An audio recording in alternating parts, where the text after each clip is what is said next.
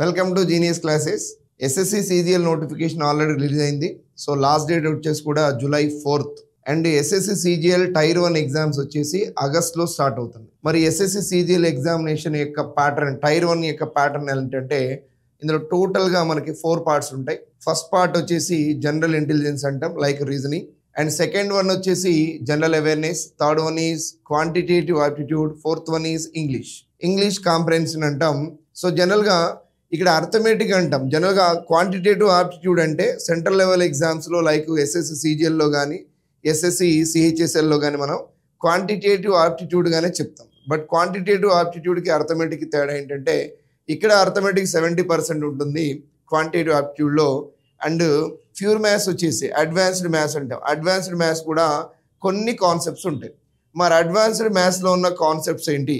అర్థమెటిక్తో పాటు మనం SSC సిజిఎల్ని crack చేయాలి అంటే so pure maths, advanced maths అనేది ఖచ్చితంగా ప్రిపేర్ అవ్వాలి.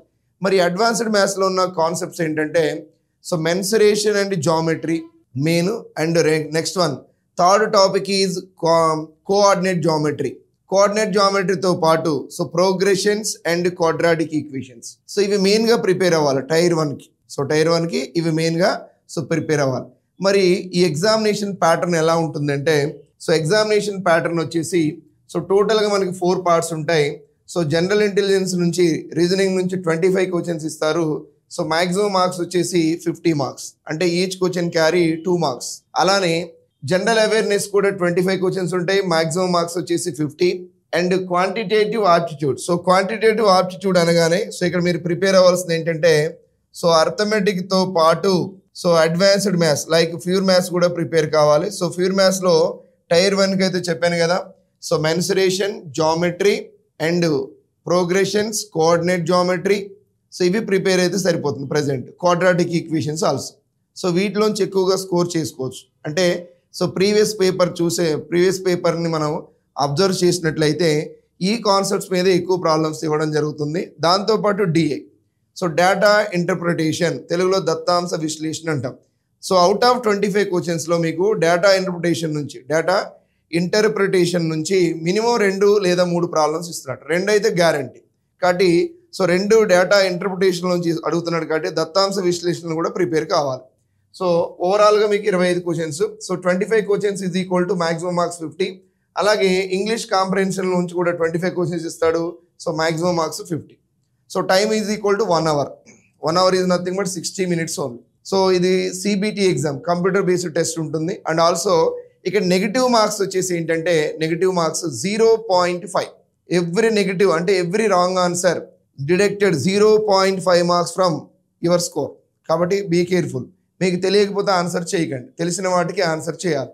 మరి తెలిసిన వాటికి ఆన్సర్ చేయాలి అన్నప్పుడు సో మీకు థంబ్నెయిల్లో నేను చెప్పినట్లుగా నంబర్ సిస్టంలో నుంచి మరి ఈ ఎగ్జామ్లో టైర్ 1 ఎస్ఎస్ సిజిఎల్ టైర్ 1 ఎగ్జామ్లో సో మనం 4 to 5 మార్క్స్ని ఎలా స్కోర్ చేయాలి సో అనేది వీడియో. కాబట్టి ఎలా స్కోర్ చేయాలో చెప్తాను వినండి. సో యాక్చువల్గా మనం నంబర్ సిస్టంలో టోటల్గా ఎన్ని కాన్సెప్ట్స్ ఉన్నాయి ఫస్ట్ అవి మనం తెలుసుకోవాలి. సో కాన్సెప్ట్స్ తెలియకుండా మనం డైరెక్ట్గా ఎక్కడో ఒక ప్రాబ్లం ప్రిపేర్ అయితే ఎగ్జామ్ క్రాక్ చేయడం అనేది చాలా కష్టం అవుతుంది. సో నంబర్ సిస్టంలో ఉన్న కాన్సెప్ట్స్ ఏంటి? Like divisibility rules, factors, unit digit, remainder, number of zeros, simplifications, fractions, LCM and HCF, square root. మరి ఇన్ని కాన్సెప్ట్స్ ఉన్నాయి కదా. బట్ నంబర్ సిస్టమ్ నుంచి మనకు వచ్చే ఓవరాల్ అన్ని కాన్సెప్ట్ నుంచి కలిపి ఎన్ని వస్తాయంటే సో 4 to 5 మార్క్స్ అయితే గెయిన్ చేయొచ్చు, అంతకంటే ఎక్కువ రావు. 4 to 5. మరి 4 to 5 మార్క్స్లో గ్యారంటీగా వచ్చే కాన్సెప్ట్స్ ఏంటి? సో గ్యారంటీగా మనం ఎక్కడెక్కడ స్కోర్ చేయొచ్చు అంటే సో పక్కా 1 మార్క్ అయితే డివిజిబిలిటీ రూల్ నుంచి పక్కా స్కోర్ చేయొచ్చు. అండ్ ఓవరాల్గా factors, unit digit, remainder and number of zeros. So ఈ అన్ని కాన్సెప్ట్స్లో కలిపి 0 or 1 వస్తే 0, రాకపోతే అసలు ఏం రావు, లేదా వస్తే ఒక క్వశ్చన్ వస్తుంది. నెక్స్ట్ సింప్లిఫికేషన్స్లో నుంచి డెఫినెట్గా 1 అయితే గ్యారంటీ. సమ్ టైమ్స్ 2 క్వశ్చన్స్ కూడా మనం ఎక్స్పెక్ట్ చేయొచ్చు. టైర్ 1 ఎగ్జామ్లో సమ్ టైమ్స్ 2 క్వశ్చన్స్ కూడా ఎక్స్పెక్ట్ చేయొచ్చు. అండ్ ఫ్రాక్షన్స్ అండ్ ఎల్సిఎం నుంచి కూడా రేర్ కేసెస్లో అడుగుతున్నాడు కాబట్టి దీన్ని కూడా మనం 0 or 1గా రాసుకోవచ్చు. బట్ స్క్వేర్ రూట్లోంచి డెఫినెట్గా వీఆర్ ఎక్స్పెక్టింగ్ 1. అంటే ఓవరాల్గా మనకి సో మొత్తము అన్ని కాన్సెప్ట్స్ కలిపి సో నేనేమంటున్నాను సో మినిమం 4 to 5 మార్క్స్ని మనం స్కోర్ చేయొచ్చు ఎస్ఎస్సి సిజిఎల్ టైర్ 1 ఎగ్జామ్లో. సో ఇది గ్యారంటీగా వస్తాయి అంటే based on the previous question analysis only. So based on the previous questions like 2024లో కానీ 2023లో కానీ. సో టైర్ 1 ఎగ్జామ్స్లో మనకి రకరకాల షిఫ్ట్లు ఉంటాయి, షిఫ్ట్ 1, షిఫ్ట్ 2, షిఫ్ట్ 3 అని చెప్పేసి ఈ షిఫ్ట్లో పేపర్స్ని అనాలిసిస్ చేసి సో మీకు నేను ఇస్తున్న ఇన్ఫర్మేషన్. సో ఎగ్జాక్ట్గా 4 to 5 వస్తే ఎవరు మెన్షన్ చేయరు. కాకపోతే సో మ్యాక్సిమం మనం ప్రీవియస్ పేపర్స్ని బేస్ చేసుకుని సో ఎక్కడి నుంచి ఎలాంటి క్వశ్చన్స్ అడుగుతున్నాడో మనం అనలైజ్ చేయొచ్చు. ఆ విధంగా అనలైజ్ చేస్తే సో నంబర్ సిస్టమ్ నుంచి 4 to 5 క్వశ్చన్స్ మనం గెయిన్ చేయొచ్చు. ఓకే, మరి సో ప్రీవియస్గా 2024లో టైర్ 1 ఎగ్జామ్స్లో నంబర్ సిస్టంలోంచి ఎలాంటి టైప్ ఆఫ్ ప్రాబ్లమ్స్ అడిగాడు వీడియోలో చూద్దాం. See the first problem. So problem number 1, which of the following is the largest 5-digit number divisible by 47? ఈ క్రింది వానిలో 47 చేత భాగించబడే 5 అంకెల గరిష్ట సంఖ్య అడుగుతున్నాడు. సో 5 అంకెల గరిష్ట సంఖ్య అడిగినప్పుడు మనకు తెలియదు అనుకోండి. So don't know the greatest 5-digit greatest number, always let it be 9999 or 99999. 5 అంకెల గరిష్ట సంఖ్య ఏమవుతుందంటే 99,999, 99,999. సో ఇది గ్రేటెస్ట్ 5-digit నంబర్ కాబట్టి సో మనకు కావాల్సిన దేంతో డివైడ్ చేయాలి, దీన్ని 47తో డివైడ్ చేయండి. 47తో డివైడ్ చేస్తే 47 is 1 time or 2 times, that is equal to 94. The remainder is equal to 5.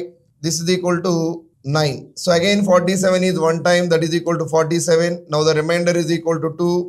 This is equal to 1. Again take 9. Again 2 times పోతుంది. 47 2s are 94. The remainder is equal to, this is 5. And 12 minus 9, that is equal to 3. So last one 9 తీసుకోండి ఇక్కడ. ఇప్పుడు 47 అనేది 359లో ఎన్ని times divisible అవుతుంది? 7 times divisible అవుతుంది. 7 times. 7 is 1 time. 7 7s are 49.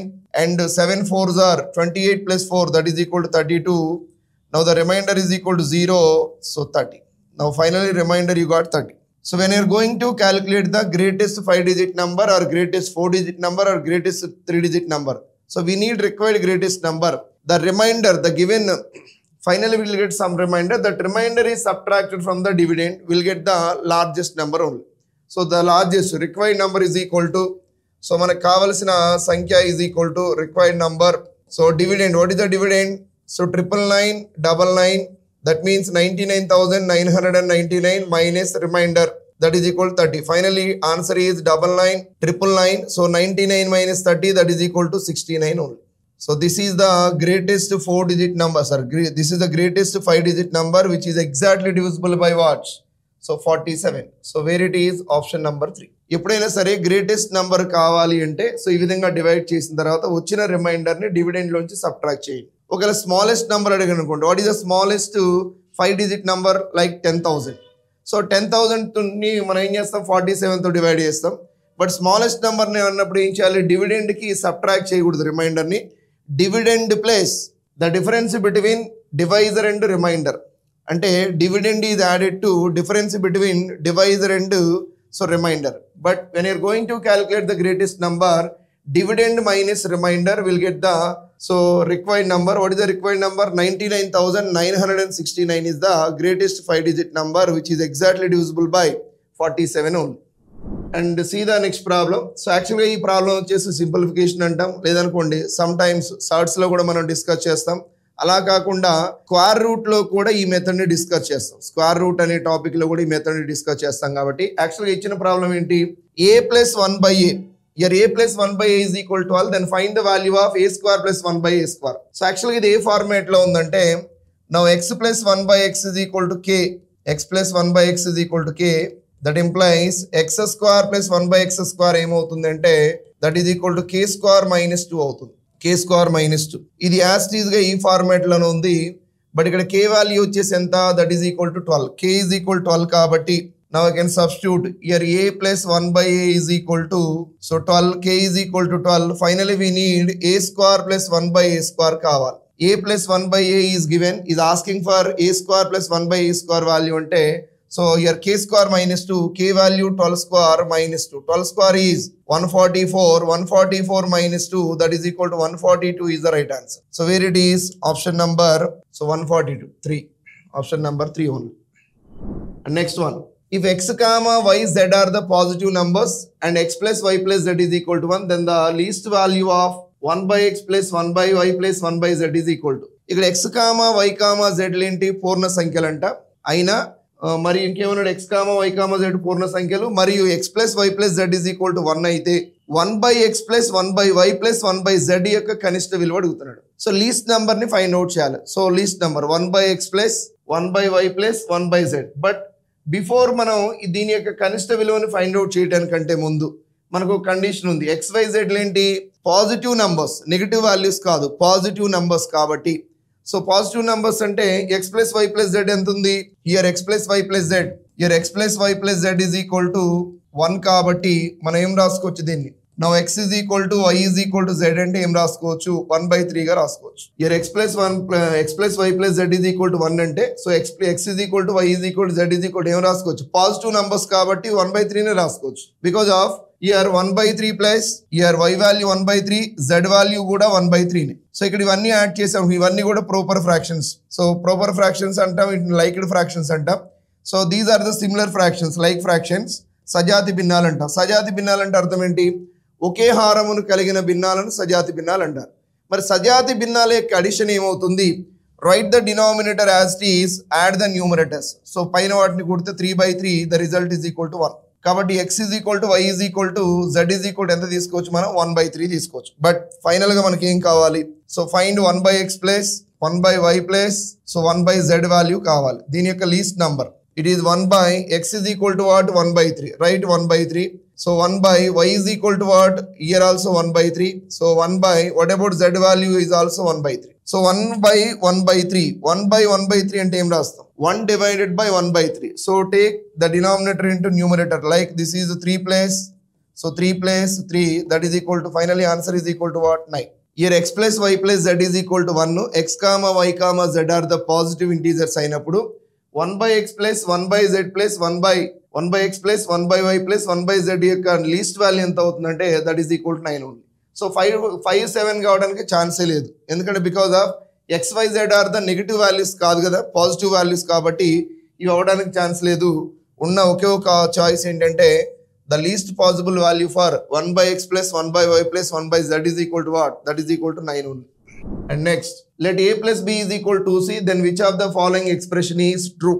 Here a plus b is equal to c అన్నాడు, అయిన క్రింది వానిలో ఏది నిజమంట. సో యాక్చువల్గా ఈ ప్రాబ్లం వచ్చేసి మనకి సింప్లిఫికేషన్స్ లో అని చెప్పుకోవచ్చు, లేదనుకోండి స్క్వేర్ రూట్ మెథడ్ అనేది చెప్పుకోవచ్చు. బట్ యాక్చువల్గా it is in the simplification ప్రాబ్లమే. కానీ జనరల్గా మనం ఇలాంటి ప్రాబ్లం ఇచ్చినప్పుడు ఏం చేస్తాం, a plus b is equal to 2c అని ఇచ్చాడు. సో అంటే ఇమీడియట్ ఇక్కడ మనకి స్క్వేర్స్ కనపడుతున్నాయి కాబట్టి మోస్ట్ ఆఫ్ ద పీపుల్ ఎలా ట్రై చేస్తారు ఈ ప్రాబ్లం అంటే స్క్వేరింగ్ ఆన్ బోత్ సైడ్స్ అంటారు. స్క్వేరింగ్ ఆన్ బోత్ సైడ్స్ అంటే ఏమవుతుంది, a plus b whole square is equal to ఏమవుతుంది అంటే 4c² అవుతుంది.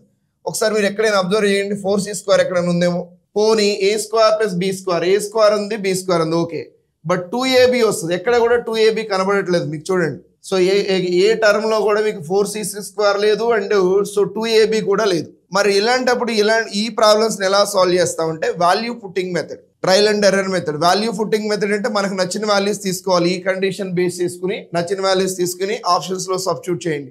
వాల్యూ పుట్టింగ్ మెథడ్ ఖచ్చితంగా ఒకటి వస్తుంది ఎగ్జామ్ లో. SSC CGL లో టైర్ 1 ఎగ్జామ్ లో వాల్యూ పుట్టింగ్ మెథడ్ అనేది మోస్ట్ ఆఫ్ ద కేసులో రిపీట్ అవుతుంటది కాబట్టి సో దీని వాల్యూ పుట్టింగ్ మెథడ్ కింద తీసుకుంటాను నేను. సో వాల్యూ పుట్టింగ్ మెథడ్ అంటే నాకు నచ్చిన వాల్యూస్ ఈ కండిషన్ ని సాటిస్ఫై అయ్యేలాగా తీసుకుంటాను. a plus b is equal to c అంటే నేను if I take a is equal to 3 తీసుకుంటాను, b ఈజ్ ఈక్వల్ టు 1 తీసుకుంటాను. అప్పుడు c ఈజ్ ఈక్వల్ టు ఏమవుతుంది, a plus b. So 3 plus 1 అంటే 4 కదా, సో c వాల్యూ ఎంత తీసుకోవాలి, 2 తీసుకోవాలి. Because of 2 2s are 4. చూడండి 3 ప్లస్ 1 4, సో 2 2s are 4. సరిపోయిందా లేదా కండిషన్? లేదు, ఇవే ఎందుకు తీసుకోవాలి. Suppose if I take a is equal to 1, b is equal to 3 తీసుకుంటాను, అప్పుడు c ఈజ్ ఈక్వల్ టు ఏమవుతుంది, that is equal to again 2. లేదా if I take a is equal to 2, b is equal to 2, c is equal to also 2. So ఈ 3 possibilities లో a possibility అయినా okay. Because of ఈ 3 possibilities కూడా a plus b is equal to 2c condition ని satisfy చేస్తున్నాయి. a plus b is equal 2c condition ని satisfy చేస్తున్నాయి కాబట్టి so I can substitute in the options 1 by 1. Okay, so నేను first condition ని first option లో substitute చేస్తాను. What is the first option, that is equal to a square plus 2. a square అంటే 3 square plus 2 into a value, a is equal to what 1 and c is equal to what? That is equal to 2 is equal to b square 1 square plus. So actually direct గా రాసేయండి. 3 square అంటే ఎంత? 9 plus 2 into, so b value, a value is equal to 3 and c value is equal to 2 is equal to b square value 1 square 1 2 into b value 1 c value is equal to 2 రాస్తాం. But ఇక్కడ ఇవి add చేయండి.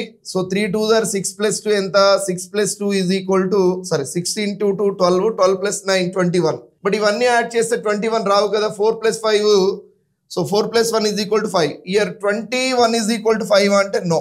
మరి ఈ యొక్క condition, ఈ condition తీసుకుంటే ఈ ఈక్వేషన్ డిస్సాటిస్ఫైడ్ అంటే ఇది సాటిస్ఫై కాలేదు. ఒకవేళ రెండో సెకండ్ కండిషన్ తీసుకున్నాం అనుకోండి. సెకండ్ కండిషన్ ఏముంది?